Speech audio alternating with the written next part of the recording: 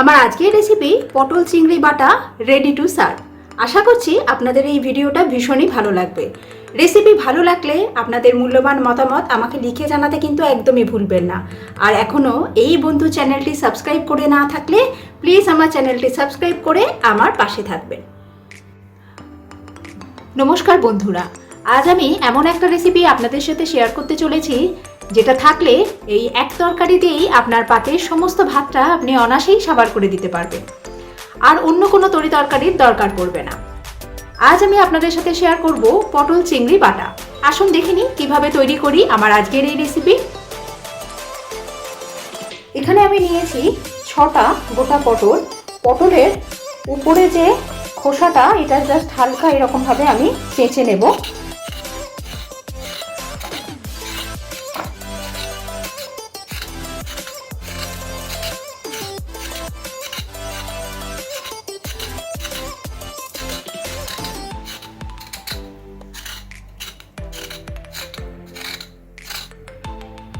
সমস্ত পটলের খোসা চেঁচে নেওয়ার পর আমি পটলগুলোকে খুব ভালোভাবে ধুয়ে নিয়েছি।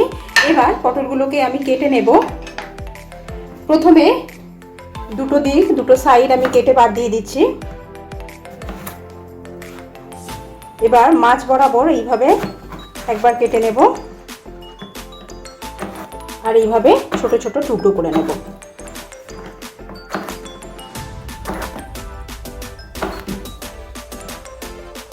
এইভাবে পটলগুলোকে কেটে নিচ্ছি।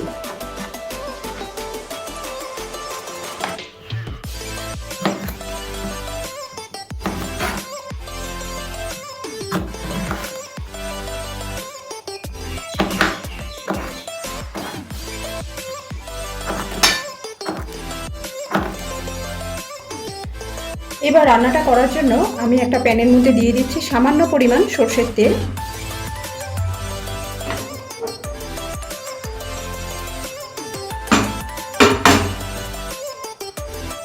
তেল গরম হয়ে গেলে এর মধ্যে আমি কেটে রাখা পটল দিয়ে দিচ্ছি। মিডিয়াম ফ্লেমে সামান্য একটুখানি পটলটাকে আমি ভেজে নেব। খুব বেশি ভাজার দরকার নেই, সামান্য একটুখানি ভেজে নিলেই হবে।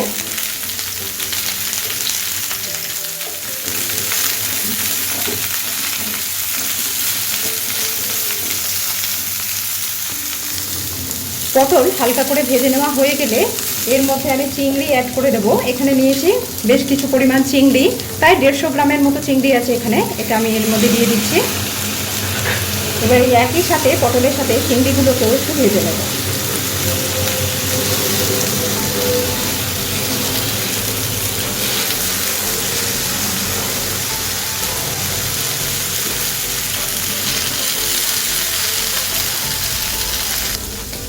দুটো জিনিসই আমার ভেজে নেওয়া হয়ে গেছে। এবার আমি গ্যাসের ফ্লেমটাকে অফ করে দিলাম।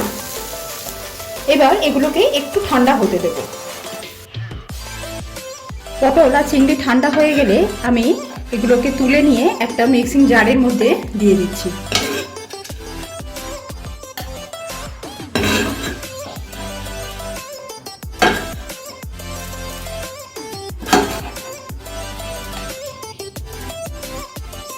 এবার এই মিক্সিং জারের মধ্যেই আমি পরিমাণ মতো নুন দিয়ে এটাকে বেটে নেব।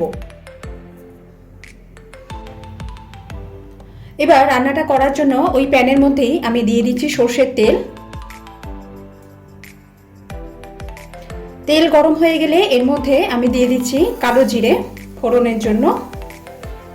এখানে আমি 3-4টে শুকনো লঙ্কাকে কাঁচি সাহায্যে ছোট ছোট টুকরো করে কেটে নিয়েছি। এটাকে আমি এর মধ্যে দিয়ে দিচ্ছি।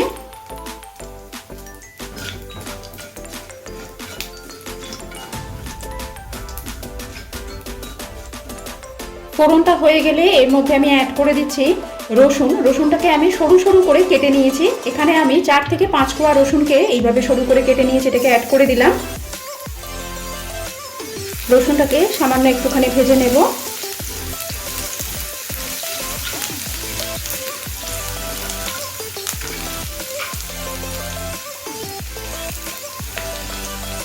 রসুন ভাজা হয়ে গেলে এর মধ্যে আমি অ্যাড করে দিচ্ছি স্লাইস করে কেটে রাখা 2টো মিডিয়াম সাইজের পেঁয়াজ।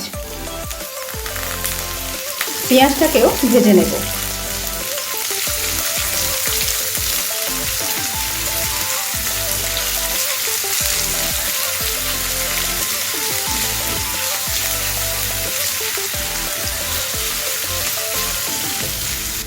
পেঁয়াজ হালকা করে ভেজে নেওয়া হয়ে গেলে এর মধ্যে আমি টমেটো অ্যাড করে দিচ্ছি। এখানে আমি একটা বড় সাইজের টমেটো নিয়ে নিয়েছি, যেগুলোকে ছোট ছোট টুকরো করে কেটে নিয়েছি। টমেটোর দানাটাকে কিন্তু আমি ব্যবহার করিনি। টমেটোটা দেওয়ার পর দিয়ে দিচ্ছি পরিমাণ মতো নুন।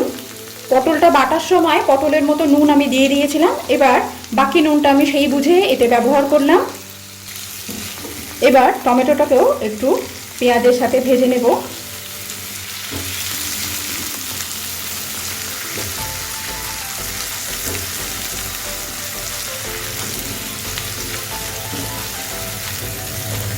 টমেটো যাতে তাড়াতাড়ি সফট হয়ে যায় তার জন্য আমি এটাকে কভার করে ভাজবো। টমেটো ভাজতে ভাজতে যখন সফট হয়ে যাবে ঠিক সেই সময় এর মধ্যে বেটে রাখা পটল আর চিংড়িটা অ্যাড করে দেব।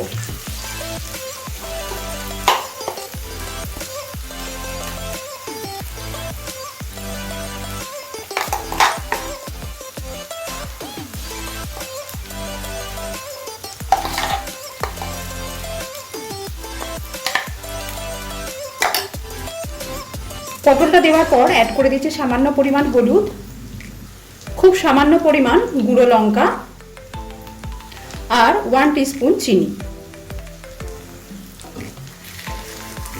এবার সমস্ত উপকরণের সাথে পটলটাকে ভালোভাবে কষে নেব যতক্ষণ না পটলের যেটুকু জল আছে সেই জলটুকু পুরোপুরি শুকিয়ে গিয়ে একটা শক্ত মানে একটা থিক পেস্ট না তৈরি হয়।